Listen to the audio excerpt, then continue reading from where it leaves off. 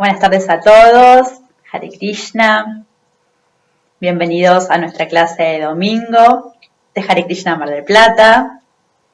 Me voy a presentar para los que no me conocen, mi nombre es Clarisa Crespo, mi nombre espiritual es Chaitanya Lila Devidasi, soy discípula de Pralarananda Swami y miembro de la Asociación Internacional para la Conciencia de Krishna, ISKCON. El tema de estudio de este mes, que hoy termina en esta clase de domingo, es el destino. Y al pensar en este tema y preguntarme qué podía sumar a todas las clases maravillosas que se dieron en el mes, se me ocurrió la importancia de plantear y de abrir el tema en relación a cuál es nuestro destino espiritual y cuál es el proceso y qué pasa en ese proceso en búsqueda de ese destino. Y quiero retomar un concepto que Prabhu Arjuna Saka dio en la segunda clase del mes de Domingo sobre el Destino, que él nos contó en esa clase que dentro del imaginario colectivo, el destino estaría asociado a algo determinante, a algo que no se puede cambiar. O sea, las personas asociamos la palabra destino con algo que está impuesto y que no da como margen de libertad en la vida de los seres humanos. Y también nos dijo en esa clase que destino, según la definición del diccionario, es el lugar donde uno va dirigido, tiene que ver con una meta, con un rumbo a alcanzar. Y que eso que creemos como determinante, como determinado, está más asociado a lo que son los condicionamientos físicos, mentales, emocionales, que vienen con nuestra concepción. También podemos agregar la historia de la infancia, la historia personal, que por supuesto es algo que no elegimos conscientemente, o por lo menos no tenemos recuerdo de haberlo elegido. Entonces, a partir de estas definiciones, es que se me presenta la pregunta de, bueno, ¿cuál es nuestro destino espiritual? Y nuestro primer destino espiritual, como seres humanos, es saber y realizar que somos almas espirituales, que Dios vive en el corazón de cada uno, de cada entidad viviente, de cada uno de nosotros, y que además tenemos una relación eterna con Él, una relación de servicio hacia Él, hacia la relación con Dios, que es eterna, que tiene que ver con lo que en Bhakti Yoga, en este servicio, en esta relación de amor con la divinidad, se llama servicio devocional, que es el método, el proceso para llegar a la misma meta, que es este servicio devocional, que es lo más alto que un ser humano puede alcanzar. Ahora bien, si bien en este proceso espiritual conocemos personas que siempre están en ascenso, que realmente tienen una devoción muy pura, que nunca le interrumpen, la mayoría de nosotros en este proceso espiritual pasamos por diversas situaciones de avances y de interrupciones. Entonces, en esta clase que comienza con lo más elevado, que es cuál es nuestro destino espiritual, vamos a desarrollar qué pasa dentro de este proceso. ¿Qué sucede? ¿Qué nos sucede a nivel material a los seres humanos que emprendemos una búsqueda espiritual? Pero antes de responder esa pregunta, vamos a contextualizar nuestras mentes materiales en este mundo en el que vivimos. Nosotros nacemos en familias donde en la mayoría de ellas no existe la educación espiritual o no existe una educación espiritual profunda.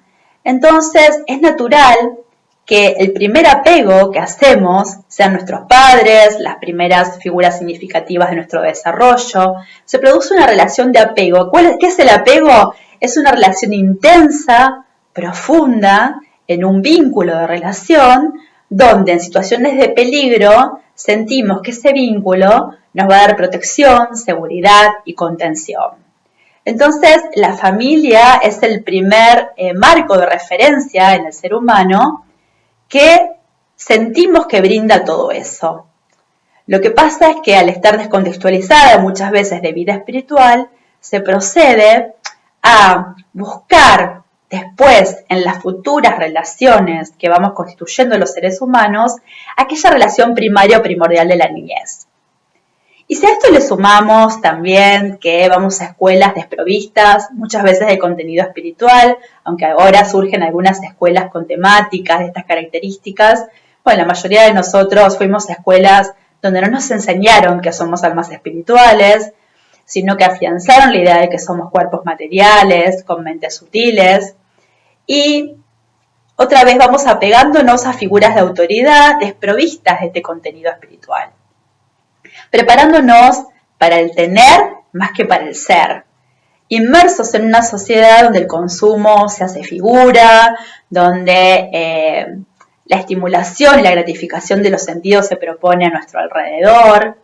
Y en este contexto donde el tener, el trabajo constante, se presentan como la meta a alcanzar, nosotros, como seres humanos, muchos de nosotros, y por eso estamos acá, emprendemos una búsqueda espiritual. ¿Y por qué hago todo este preámbulo en relación al apego y en relación a lo material? Porque con este contenido nos conectamos con la filosofía védica. ¿Y qué nos dice la filosofía Vaishnava? Que somos almas espirituales, que tenemos una relación eterna con Dios de servicio, que cada entidad viviente es un ser espiritual. Y mi maestro espiritual una vez dijo que las personas que hacemos búsquedas espirituales tenemos un conflicto que las personas que tienen búsquedas materiales desde que nacen hasta que mueren no lo tienen. Y es que nosotros tenemos como internalizado que somos cuerpos, sin embargo, después descubrimos que somos almas. Y con este conflicto convivimos, hasta que por supuesto podemos afianzarnos en las concepciones espirituales. Pero hay como una puja interna muy fuerte. Después vamos a desarrollar por qué hago todo hincapié en todo esto, pero digo, podríamos decir que es natural con todo esto que traemos experimentar interrupciones. Lo que pasa es que lo importante es poder detectarlas y todos juntos ayudarnos para avanzar en la vida espiritual. A raíz de todo esto, hice 2 preguntas en nuestro grupo de estudio que tenemos por WhatsApp, que me contestaron muy amablemente muchas personas y realmente les voy a leer las respuestas porque han sido muy positivas, han sido muy profundas. Realmente necesitamos hablar de este tema, se notó, necesitamos charlar sobre esto y ayudarnos, como dije antes. Así que las 2 preguntas que hice es: ¿cuál es la causa principal de las interrupciones en el proceso espiritual? ¿Y cuáles son las consecuencias de dicha interrupción? Eso es lo que yo pregunté. Entonces, les voy a leer las respuestas del grupo y las vamos a ir charlando un poquito. Una de las respuestas fue que cuando nos sentimos bien anímicamente, nos olvidamos que el proceso espiritual fue el que generó ese estado interno. Bueno, dentro del Bhagavad Gita, Krishna le dice a Arjuna que un grupo de personas que se acercan a la vida espiritual son las personas que sufren. Entonces, cuando empezamos un proceso espiritual con sufrimiento, es natural que al tiempo nos empecemos a sentir bien. Porque, bueno, uno empieza a cantar, uno empieza a repetir los nombres de Dios, uno empieza a bailar, uno empieza a compartir con personas espirituales, la danza, ¿no? Esta del mantra, de la vibración tan alta, tan profunda, tan elevada. Entonces es natural que uno se sienta bien. Y es verdad que muchas personas, cuando se sienten bien, se alejan, olvidándose que este proceso fue el que les gestó ese estado interno. Esa es una de las causas de las interrupciones. Otra de las respuestas fue los apegos a disfrutar de la materia. Otra vez aparece el tema del apego, que sí, por supuesto que después vamos a ver que el apego mal dirigido es lo que hace que podamos interrumpir el proceso espiritual. Cuando nuestra mente se distrae, dijo otra persona, sentir una fuerza que a uno lo aplasta y que no lo deja retomar más allá del deseo de hacerlo. Bueno, esta fuerza que aplasta sabemos que tiene un nombre y apellido, es la modalidad de la ignorancia, la modalidad de tamas, una fuerza que convive con nosotros, que está también en nuestra mente sutil, y que nos lleva hacia abajo, nos direcciona pesadamente.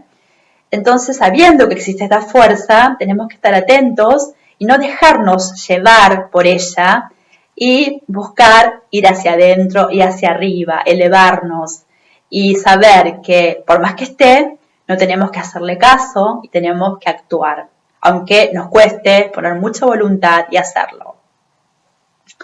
Bueno, otra causa es ponernos metas que son muy altas para el momento que estamos viviendo. Es verdad, a veces se empieza con mucho entusiasmo, se hacen muchos servicios, se hacen muchas prácticas espirituales y después rápidamente el deseo se agota y uno baja la intensidad hasta puede realmente retirarse. Entonces algo muy importante es cuando empiezo a relacionarme con la vida espiritual, es preguntarme, bueno, ¿qué puedo hacer en este momento? ¿Para qué realmente me siento capacitado? ¿Qué realmente siento que voy a poder sostener en el tiempo? Porque bueno, a veces es mejor empezar de a poco, ir gradualmente en ascenso, que hacer mucho en una modalidad de pasión, que se agote rápidamente el deseo y después dejar la práctica espiritual. Cuando no seguimos las instrucciones de los textos sagrados, de los maestros espirituales, también puede pasar que surjan interrupciones. También cuando nos asociamos con personas que no tienen ningún tipo de contenido espiritual ni búsqueda espiritual. Acá hay una causa que también marcaron las personas del grupo que la quiero enfatizar y es bastante común. Las diferencias de hábitos y criterios con la propia familia cuando se sigue un camino espiritual. Es natural que cuando una de las personas de la familia emprende un proceso profundo, de introspección, de vida espiritual, el resto de la familia se resista a ese cambio e intente que la persona vuelva para atrás, que la persona se retire de esa situación, porque justamente provoca miedo a lo desconocido. Y a veces la persona no tiene la fuerza suficiente, la que emprendió el proceso espiritual, como para sostenerse en esa práctica, más allá de lo que la familia diga o intente imponer. Otra de las características es observar malos comportamientos en personas que siguen procesos espirituales. Bueno, muchas veces sucede que uno tiene una expectativa muy alta con las personas que realizan prácticas y en realidad somos personas que tenemos muchísimas falencias, muchísimas dificultades, que nos equivocamos, pero hay que tratar de enfatizar y de mirar más allá del comportamiento material y ver que esa persona está haciendo mucho para intentar mejorar. O sea, en vez de enfocarnos en que las personas con vida espiritual tienen defectos, lo que es natural, las personas cometemos errores, las entidades vivientes cometemos errores, por eso estamos en este mundo, enfatizar que están en una búsqueda espiritual intentando ser mejor. Y también otra de las causas es decir que no tenemos tiempo por el trabajo, por la familia, que no queda tiempo para la vida espiritual. Sabemos que el tiempo en el ser humano es un gran pretexto, muchas veces nos resistimos diciendo no tengo tiempo, esto dice la psicología. Sin embargo, tenemos tiempo para muchas cosas, tenemos tiempo para dormir mucho, a veces tenemos tiempo para angustiarnos, mucho tiempo, para estar ansiosos, para estar estresados. Entonces tenemos que ver la forma de ordenar nuestras prioridades y darnos tiempo realmente para conectar con la vida espiritual. Cada uno, como dije, de acuerdo a lo que puede en cada momento. Todas estas respuestas son sumamente interesantes, las agradezco muchísimo. Quiero remarcar algo que estuve hablando con Prabhu Arjuna en relación a esta clase, y es que dentro de la vida espiritual, como vida espiritual, no existe el retroceso. O sea, la vida espiritual es siempre ascendente y en el Bhagavad Gita Krishna nos cuenta, nos dice, le dice a Arjuna, que no hay pérdida ni disminución. Lo que sí sucede, lo que tiene como interrupción o oscilación, es lo que sucede a nivel de nuestra mente. Y eso produce mayor compromiso, menor compromiso, más motivación, menos motivación. Entonces un día nos levantamos muy entusiasmados y hacemos un montón de práctica y un montón de servicio. Un día estamos angustiados y no hacemos nada o no podemos hacer ni muy poquito. Muchas veces la mente nos empuja de las narices y nosotros, en vez de poner voluntad, de poner inteligencia por sobre la mente, nos dejamos arrastrar y ser llevados por esta mente automática. Cuando hablamos de mente, hablamos de pensamientos y emociones. Entonces, la interrupción siempre se da en un plano material, no se da en un plano espiritual. Esto lo vamos a aclarar y lo vamos a retrabajar en un gran pasatiempo que yo traje para contarles, que es como, podríamos decir, la historia clínica que vamos a utilizar para analizar todo lo que estuvimos trabajando en esta clase hasta ahora. ¿Y qué es la historia de Bharata Maharaj? Traje esta historia porque justamente nos muestra estas dos facetas. La interrupción en la vida material, pero que también en un nivel espiritual nada se pierde y todo permanece intactamente como estuvo, como surgió en la vida de una persona.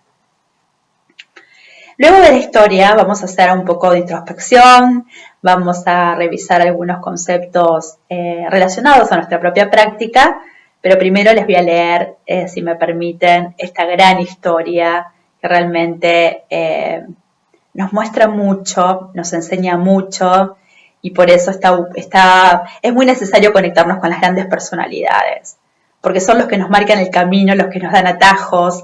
Así que hoy les comparto la historia de Bharata Maharaj, una historia que está en el Srimad Bhagavatam, que la pueden buscar para leerla entera. Yo lo que hice fue resumir los aspectos más importantes para compartírselas a ustedes.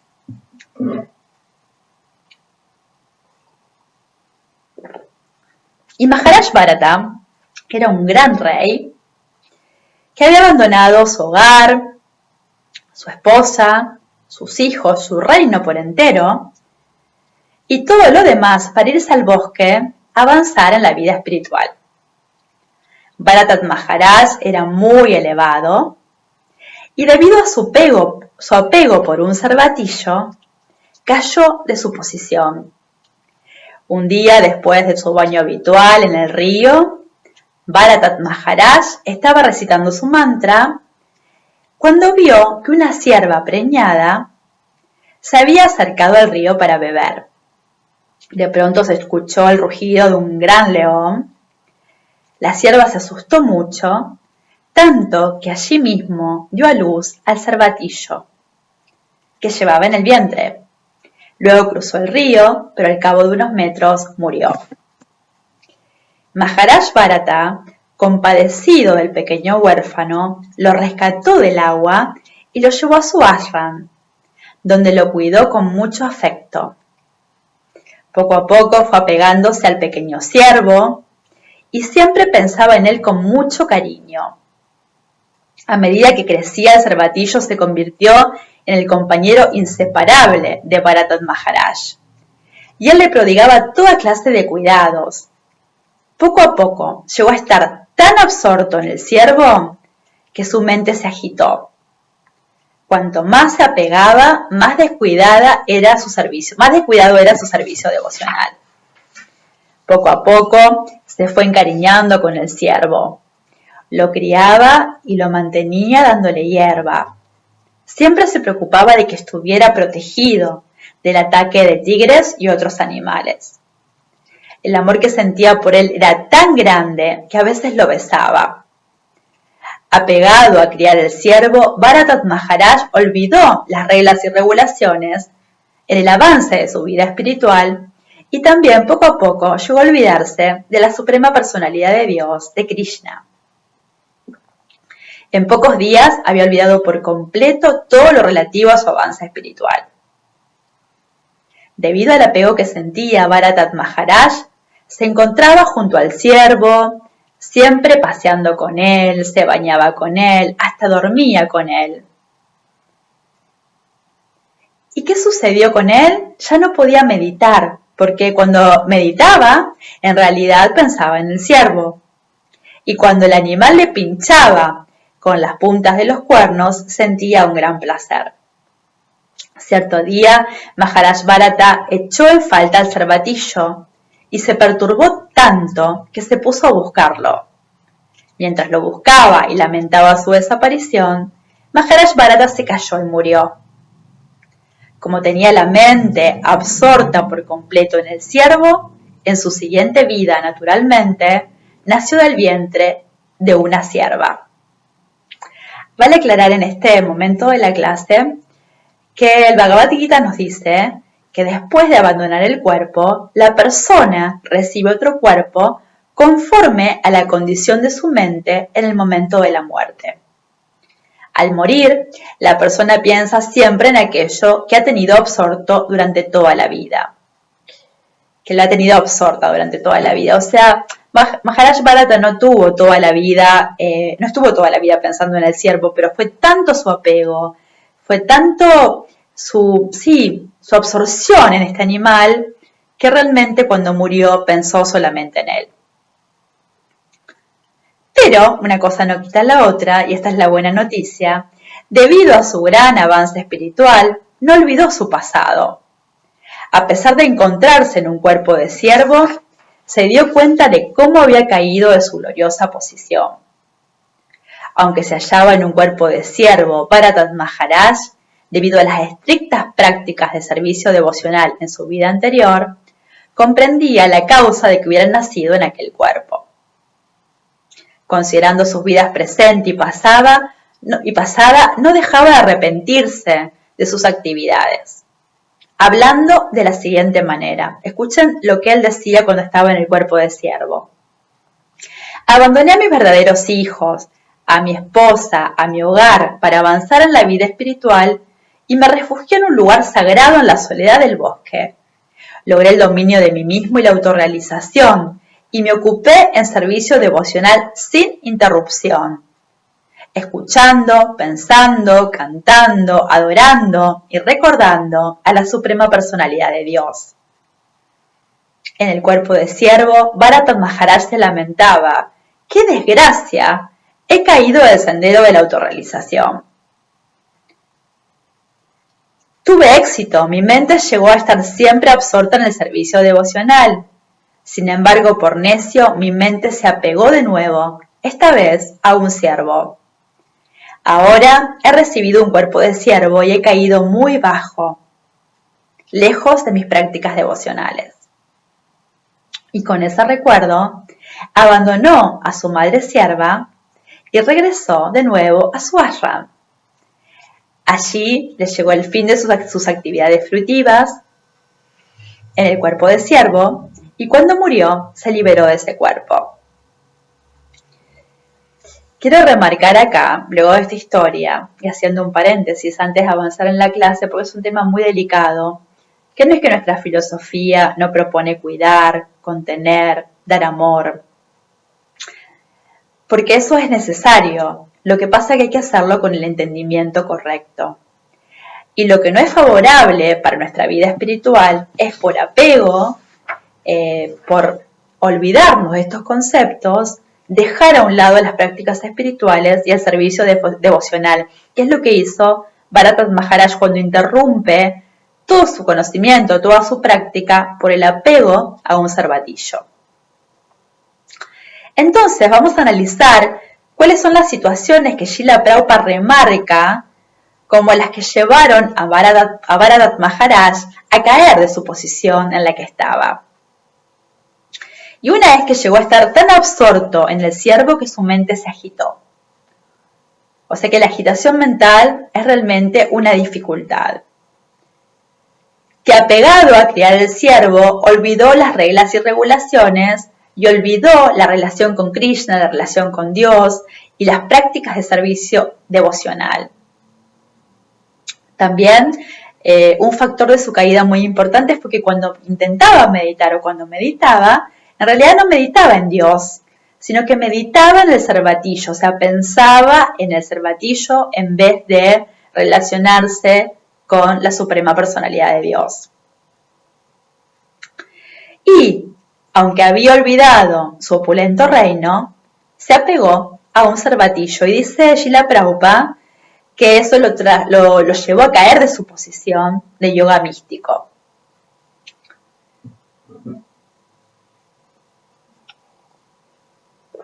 Entonces, antes de continuar, quisiera que podamos revisar a modo de preguntas si estas situaciones están en nuestras vidas, si nos identificamos con ellas, si nos atraviesan, porque a veces tenemos uno o varios cervatillos en nuestra vida.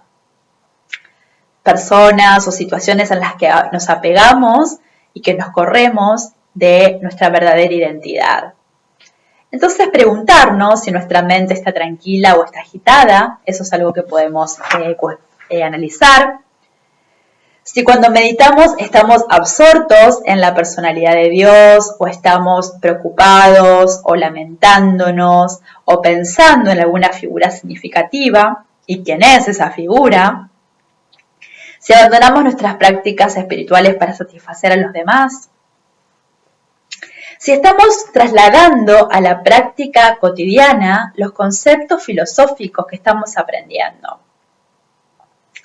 Esto es muy importante porque Bharata Maharaj tenía mucho conocimiento, era un devoto muy puro, y sin embargo, en su última etapa de su vida no estuvo atento realmente y no pudo trasladar este conocimiento a la última experiencia con el siervo. O sea, en ese momento olvidó su conocimiento trascendental.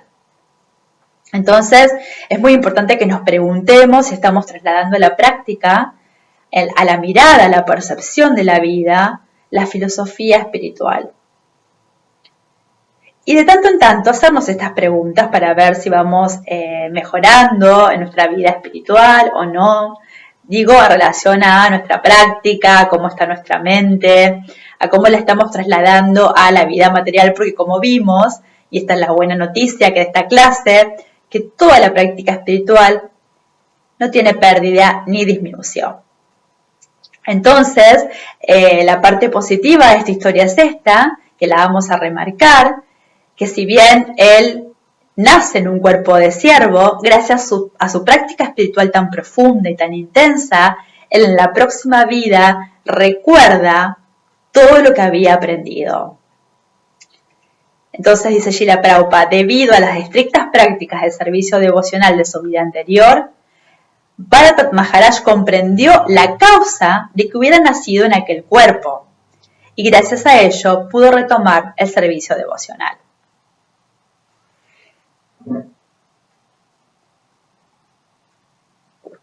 Y ahora sí, voy a compartirles un verso que encontré en el Srimad Bhagavatam 3.25.20 que engloba todo lo que trabajamos en esta clase con traducción y significados dados por su divina gracia hace Bhaktivedanta Swami Srila Prabhupada.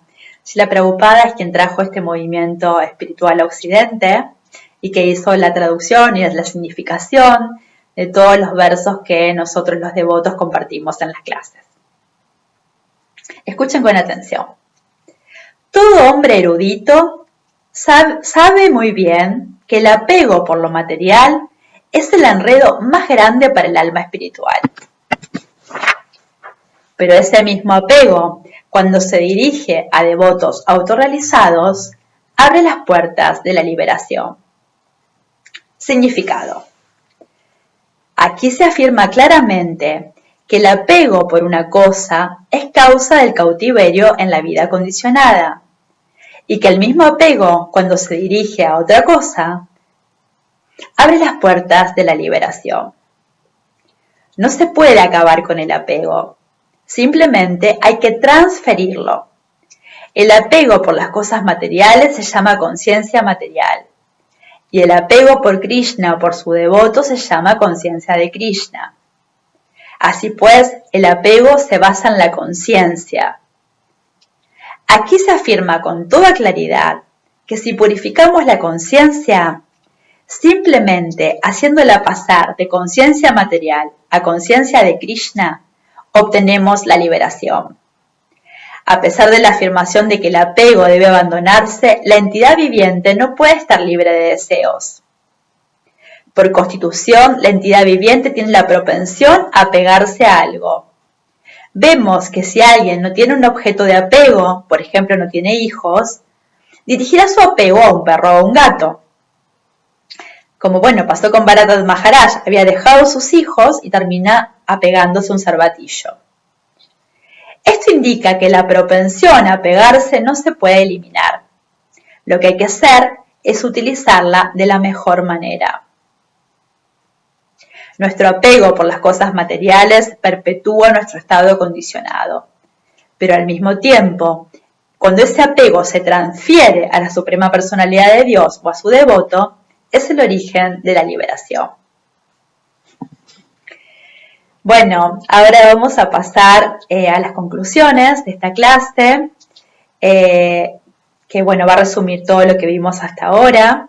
Las conclusiones que arribé es que no es necesario rechazar la vida material, ni irnos de nuestros hogares, abandonando nuestros roles, no irnos al bosque a meditar, no necesariamente uno tiene que hacer ese tipo de práctica, sabemos que esa práctica no está recomendada para nuestra era. Podemos aceptar el mundo, relacionarnos con los demás con amor.